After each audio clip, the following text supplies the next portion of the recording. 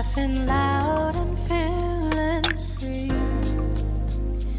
Never noticed till you there was more. They can't see you really. So stand out, stand out, stand out. You're here, you're free, absolutely where you need to be. So stand out, stand out, stand out.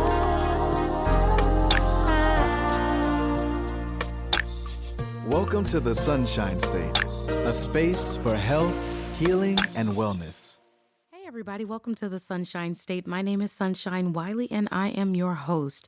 Today I have an amazing guest, a special guest in the form of Mr. Rhyme Fest. And I'm going to go ahead and let you guys listen to a conversation that I will be having today with Mr. Chase Smith himself. He's got an amazing story. And if you guys have not already checked it out, please feel free to check out his background and go ahead and look him up, because this guy is a truly inspiring artist all around with a positive message, and I'm so here for it. So without further ado, here we go. My Talk with Rhyme Fest. Hello. Hello, Mr. Smith. It's Sunshine again. Hey, Sunshine. How you doing? Good. I was just calling to try to get some insight from you because I've been reading your story, and it's like super inspiring. So I'd love to just take some of your time and talk about it. Okay. So, first of all, if you don't mind, if you could tell us a little bit about yourself. I mean, I know I've read a lot about you, but a lot of the listeners may not know who you are. Yeah, it's interesting, right? Because whenever people ask me to tell us a little bit about yourself, I struggle with the vanity of it all. Mm-hmm. I struggle with the fact that I'm still learning about myself, and who I am now may not be who I was yesterday. I just posted something. October is Black History Month in London, and so I went to see the Nelson Mandela statue and do a few things, and then I posted a picture of Gandhi, and I said honorary shout out for Black History Month Gandhi, because he inspired King's movement. Mm-hmm. And I got all these posts about how racist Gandhi was, and some of the racial incendiary comments he had made during his life. And what I said, my response was, that's who he was pre his peace movement, and I would hate to be judged based on the things that I thought 15 years ago, for who I am now. Right. Because we evolved. So for me to tell you about a little bit who I am, I think I would say I'm a love warrior. I'm learning that love is way better than peace, because even if you win at a war, it takes years to repair from the damage. Mm. Everybody who's used love in war has historically won. I'm a son who found his father, who never knew his father, but found his father at the age of 38, and it made me a better son. It made me a better father to find my father. Mm-hmm. I thought my father ran out on me, but my father was homeless for 35 years. I found my father in the alley. I purchased the home that my father grew up in and repaired the home as I repaired our relationship. Mm-hmm. I'm a friend who's had to use tough love and not look like a friend sometimes because of the way that I love. I'm a husband, you know what I mean, that hasn't always been the best husband, but I've been dedicated to being a husband. Mm-hmm. I'm somebody who was born without a village, who created one around him. I'm realizing at 41, the best thing we can have is a tribe and family. Yeah. That blackness is not a color. Blackness is not everybody. Blackness is your tribe. Right. And how, but before we start talking about what black people need to do, we have to get our family situation right. Right. How far away do you live from your family? Did you isolate yourself? Because we can't say nothing about what we got to do or how we need to come together if we're separated and isolated. So I'm an artist, and I use art as my gift, and when I say artist, I don't paint, I don't really rap, I live art. I create art through the way that I live my life. I'm traveling the world right now, and everywhere I go, I find the communities that don't expect me to be there, and I go there. I step on the land. I collect sticks and rocks from different countries, and I paint them and put crystals on them and bring them home as gifts instead of just buying stuff. Wow. Yeah, I'm a love warrior. That's dope. I know that was a lot. I'm sorry. Oh no, it's perfect. It's perfect. And I like the depth to which you describe yourself. I like the fact that you can say more about yourself than your musical accolades or more about yourself than the things that you've accomplished. On the Sonshine State, just to tell you a little bit about it, it's a podcast that journeys the life of a learned introvert, which is myself, who I figured out just a few months ago, actually, not really that long, but I figured out that I was in a space where I was so absorbed with what other people thought of me and how other people felt that I had to pump myself up through accomplishments and things that I've done, that I lost who I actually was. So you being able to say all the things that you've learned and accomplished and have been able to go beyond and actually look beyond, that's very inspiring, and it's part of the reason why I actually reached out to you, because a lot of us need a love warrior. We need that in our lives. So it's impactful to have somebody close to you or in your proximity that can really be able to pour into you like that. So you were saying that you created a village, you created that tribe, and people don't even really understand how important that is. I will be honest with you. I'm actually an example of an isolated person. I isolated myself from my family because I just couldn't figure out how to exist with my family.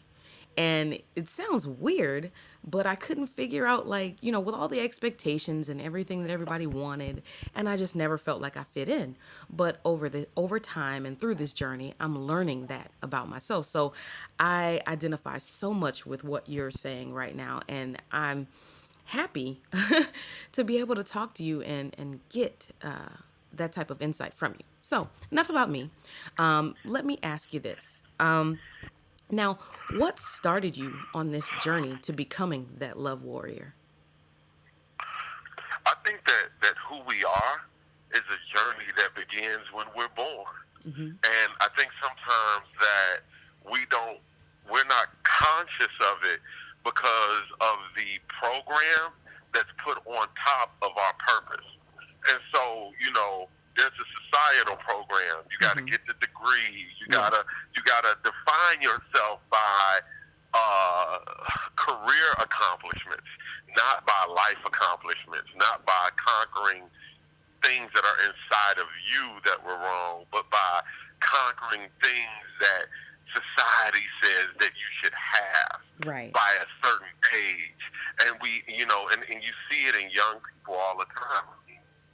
I'm just now getting to a place where I can be comfortable being me. And what you see in young people is, man, I gotta have a marriage and a degree by this age. I need to have my own place, and my career needs to be here by this age. And I always ask, who taught you that? Where'd you get that number from? Where'd you get that? What? It's all part of the program, right? So it's like, when we talk about me defining myself as a love warrior, just last week I put that up in my bio on my Twitter and Instagram. So it's a lifelong evolution that begins when you're born, and when you look back over your life, what you'll realize is, wow, I've always been kind of doing this. Right. I've always been going in this direction, but it wasn't until I embraced it that it started to have more clarity and definition. Yeah. You know, so there are a lot of things that you're doing right now, Sunshine, that is your gift. It's your purpose in life. And the more you freely embrace it and disregard the program, the better you'll be at defining how spiritually mature you are. Yeah. Ooh. Spiritual maturity. Yeah. That's powerful though. I mean, because it takes some of us a long time to realize that though. And you know what it's called? I think one word for it would be called potential. Yeah. You start to live your potential from the inside out instead of defining it from the outside in. Yeah. You ever wonder why, people who get certain jobs, like, or you may work for someone, and you may wonder, why do they get more out of me than I can do for myself? I've always wanted to write a book, yet I write so many reports that are good for this company, but I can't finish my own damn book. I sell so many clothes for this company, but I can't sell this product that's been in my head for years. Wow. And it's because, like, you don't see you the way they see you. When people look at you, they see your potential, and smart people will use you up for all the potential they see in you. Yes. It's only when you start to realize your own potential that you say, man, forget this. I'm going to do this from the inside out. Right. Because there is no stability in those who would use me for my potential. Right. But there's more stability in me using my own potential for self. And so, it comes with ups and downs. You're not going to win all the time. And when you accept that, you give yourself a better chance at being successful. Yes, absolutely. That's awesome. That's amazing insight. So let me ask you this. With all of the accomplishments that you've achieved, your busy schedule, being a father, being a husband, and all the requirements of the industry and everything like that, it's a tough industry that you reside in. How do you maintain a balance within yourself emotionally to kind of detach away from all of the craziness that goes on in the industry? Well, I don't see myself as being in the industry. I mean, the industry doesn't embrace me. Like, my songs aren't played on the radio.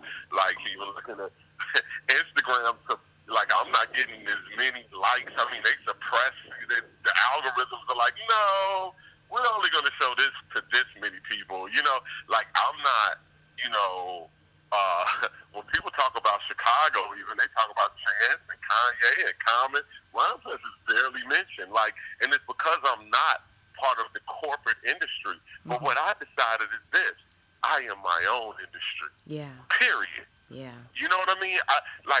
We're so damn distracted around validation, around acceptance. You know what I'm saying? Yeah. Like, so my whole thing is I gave up on it. I gave up on needing the validation and acceptance of something that isn't even human. Yeah. Yeah. Something that has nothing to do with humanity. It has, and therefore has nothing to do with me. And so like I've just started investing into healing. Yeah. So when we travel the world, like me and Jeff, and I found my tribe. I found a tribe of people who believe that. Like our latest album, M3, Finally Free, that's what me and Jeff were all talking about. It's like being finally free is not being attached to a robotic system that wants you to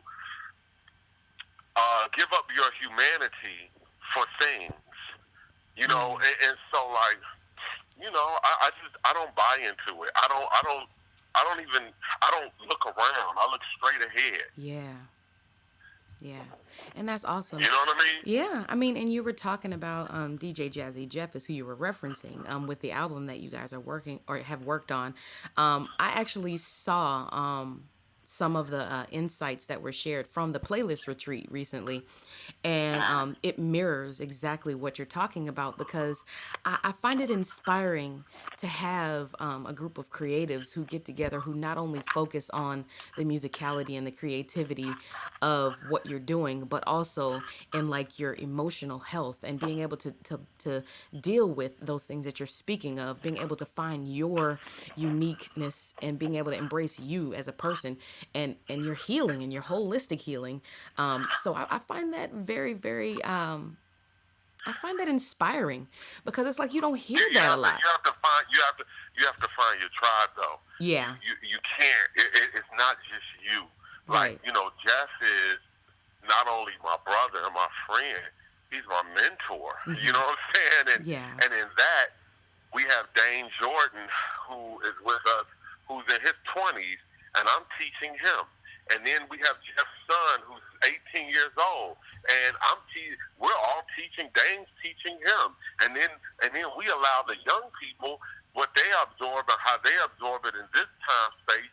We allow them to reteach us, and we just keep transferring this knowledge and wisdom and love between one another, and then we grow our family and bring other like-minded people in, and everyone has their individual struggles, but we do it together. And I think that's one of the, and in every family you have issues, but man, when you learn to love and work them out together, you can take that everywhere and spread that to others. You know what I'm saying? So it's like, I think when you talk about mental and emotional health, it's really a circle, not a straight line, and we have to create strong circles. Yeah, and that's so important. I realized that along the way. I actually call it my either my benched section or my inner circle, where it's like, you either decide to feed someone with a long spoon with kindness, or you decide to invite them into your inner circle. So I'm definitely on board with this, the tribe mentality, because you're absolutely right. Everybody can't handle, everybody cannot contribute to the system that is the tribe. So, you got to figure out who's who. So how did you And find you your can have tribe? tribes without tribalism. Like tribalism is when it's us against them. You know what I'm saying? Like tribalism was created by colonialism. Right. Like what we have is just family that has the expertise. We do art, we do music. That's what our tribe does. Right. But we also do love. And if you can't do love,